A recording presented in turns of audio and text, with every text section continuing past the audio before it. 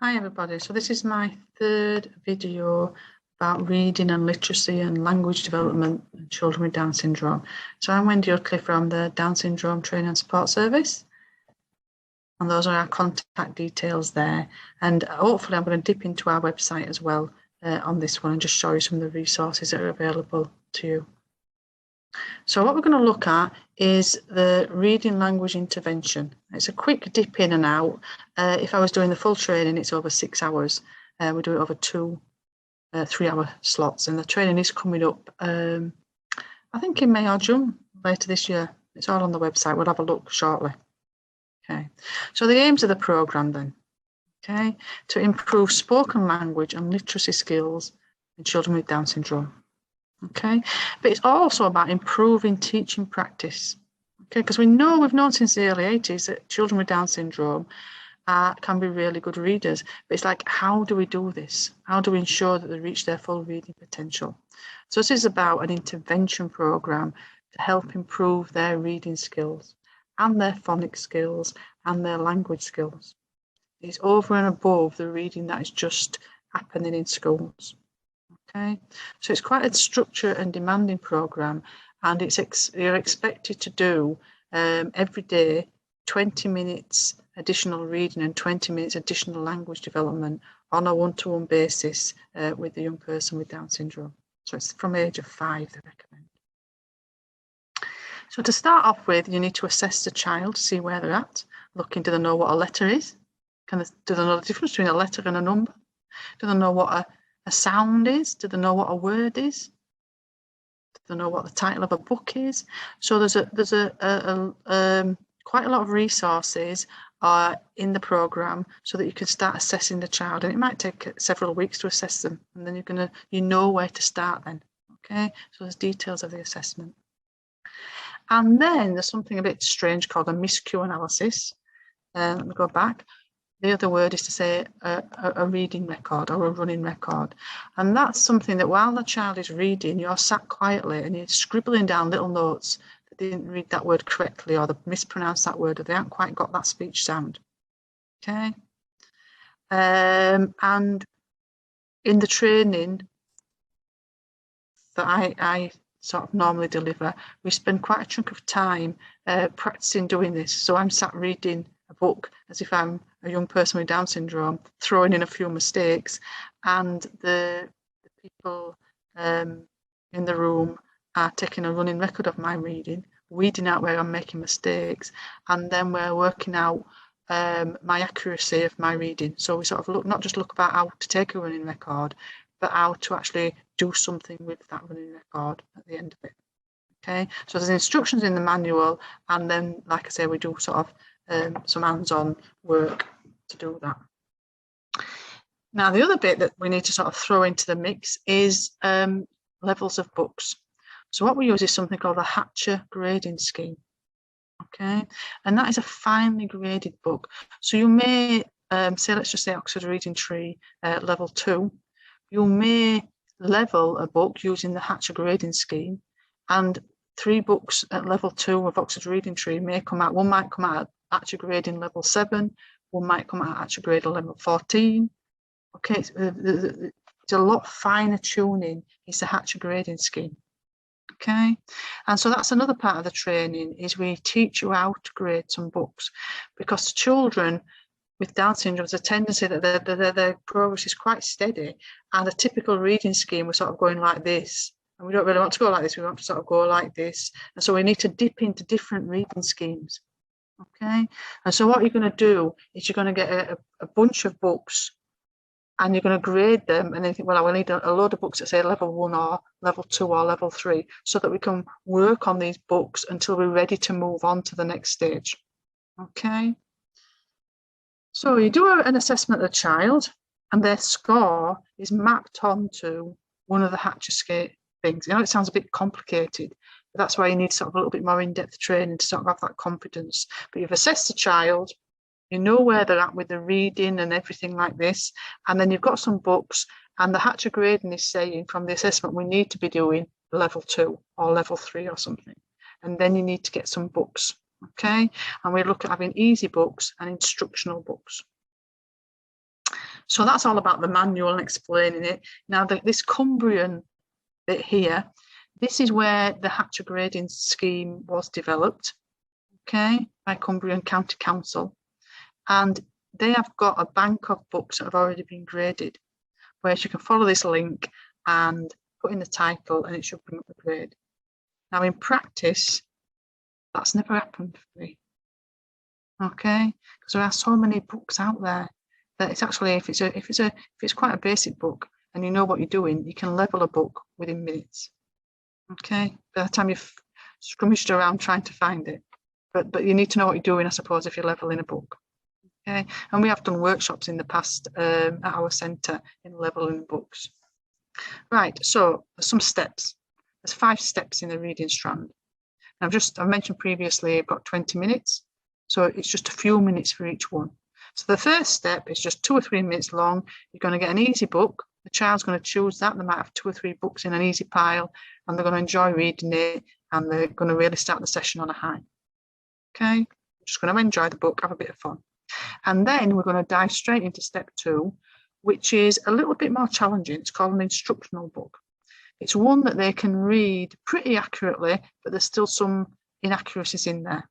And this is while they're reading this book, you're sat quietly taking your running record. Okay? And so then as you take the running record, you're going to decide by doing a little bit of a calculation at the end, whether that has become an easy book because they've mastered it now because they've been reading it for the last few days, or whether we need to carry some of the more tricky words onto the next step and revisit that book, and it's going to continue as an instructional book for maybe another day or another day after that before it can become an easy book. So that's step 2, 5 minutes, and it's a different book.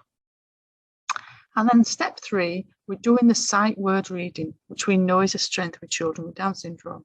So it may be some personal words, it may be some words from one of the Downs checklists, it may be some words from the book we've written on flashcards, and we're going to play games with those. Okay, I've already mentioned some of the games on video 1 that we can play with those words, and that's going to be about 5 minutes again, so you need to be well prepared. Your next stage is you're going to do some phonics work. Okay, and we mentioned sort of previously on the video 2 how the children with Down syndrome can find this difficult, but we really need to get a little bit of work in every day to try and move them on. And there's little bits of areas. We're looking at learning the letter sounds, t, p, s, okay? And so they're recognising that and being able to say t when they recognise it. The next one is being able to jiggle things around in here, okay? And for us to know, typically you would say something like and we hear that and blend it together in here and then say man. Now, for a lot of children with Down syndrome, they're going to really struggle with that. So you may be saying things like and in front of them, we've got a picture of a man and a picture of a cat, and they're going to point to the picture of the man. So they don't have to say it, but you know that in here they've blended the and. I've only split twice instead of 3 times, okay? But we know that they've been able to blend that, and when they can do that, then I might go on to and then they hit the picture of the man, and we know that they've been able to blend it. Okay, so that's what this is saying here. Choosing the correct item, so it might be a plastic toy, picture, letter, word, etc. Okay, are they managing to blend, process, jiggle around some speech sounds in here and get those words out, or not get the words out and just show me by a picture? That's what they can do that. Okay, and then the last one is being actually able to read the words. Okay, which is what it's all about, isn't it? To decode a word and read it. Can they recognise if I hold up the word man and the word cat and I say man, they know that that word says man. Okay. And then the last step is you are pulling the book forward from step 2, that they've still got a little bit of tricky words in there, or they're not quite reading it as accurately as you'd like them to be reading it for the scheme. And we're going to have another go at that, but we're going to sort of do a little bit more teaching rather than testing on that book. Okay. And the next day they're going to go back to step 2 with that book. Okay. If on step 2 they had read the book and it was easy for them, this is where you introduce another new book at the same level, because we want them to be able to read 3 or 4 books at each level before we go up to the next actual level. Okay, now here it's just saying using a range of books and topics, not just one reading scheme, and making sure we've got fictional and non-fictional. Okay. So what I did when I first sort of started, because I'm an RLI trainer, it's an amazing program. If you can have the time and put the effort in, it is well worth it. I set to when I wrote 2 sets of books, and so that you've already got a set of level 1 books and a set of level 2 books. Okay, so I just sort of just briefly show you these. I'll just escape from there, so you've got the full screen of me. Bear with me. That's it. Right, so these are the level 1 books, and they've got no words on the front. Okay, and this we can have a chat about that. Cars. And so the first book, we've just got the car is blue. Okay, and it's this carrier sentence. I'll run all the way through it. The car is red. Okay, so it's the sentences illustrated by the picture. And at the back, when we've got through them, we've got some a little bit of an activity, and this one is sort of just point to the blue, point to the green. So the back has got some instructions there, the different activities we're going to do. I'll just show you the next one, which is food items. Okay, and the carrier sentence is I like my. So I like my crisps. The next one is I like my drink, etc. Okay, and then again, there's a little bit of an activity at the back with me, and this is a word matching activity. Okay, so just copy that page and then can we match some of those words. Okay, and then the third book is an everyday item book, and the carrier sentence in this one is this is. So this is a bed, this is a TV, etc. And the activities in the back are word matching. Remember, there we go. So we've got some word matching. Okay, so that there's 10 books in that level 1, so they're all the same level, they're being leveled as level 1. And then we set to and did some level 2 books, so I'm just going to show you these as well. Okay, so the first one is the teddy. Okay, and some, I think there's verbs, yeah. Okay, so we've got the teddy is sitting, the teddy is eating, so it goes through all the verbs. Okay, and then we've got a little bit of an activity there of can we match the word to the image. So a little bit of, we're just going to draw some lines as well. So working on a little bit of mark making skills as well. And at the back, which I haven't shown you so far, we've got the list of, we're going to read and act out with a teddy or a child. We're going to read and sign the keywords together, so we can sign the verbs. We're going to copy the book and do some picture matching. We're going to do some word matching of the verbs. We're going to play word picture matching or phrase picture matching. And then we're going to introduce the verbs in everyday life. So there's little bits of activities at the back there to reinforce the book. Okay, and I just want to show you just one more. Just see. Oh, yeah. So the next one is I want my. And it starts with I want my teddy. So I've got I want my teddy. I want my car. I want my phone. So it's bringing in some of the nouns, the vocabulary that we've used in set 1. We've got some carrier sentences. I want my. Okay. And then the activity on this one is a little bit of a signing activity, because we're teaching that we could maybe do sign the I want my, and then we're going to practice signing some of the items there. Okay. So that's one of the activities at the back. All right. We've got practice saying and signing I want my for everyday objects. Place a carrier sentence I want my on your fridge. Okay. Right, hold on, I've just got something happening on my screen, so I'll just snooze that. So I just want to show you before we finish the link to the resources.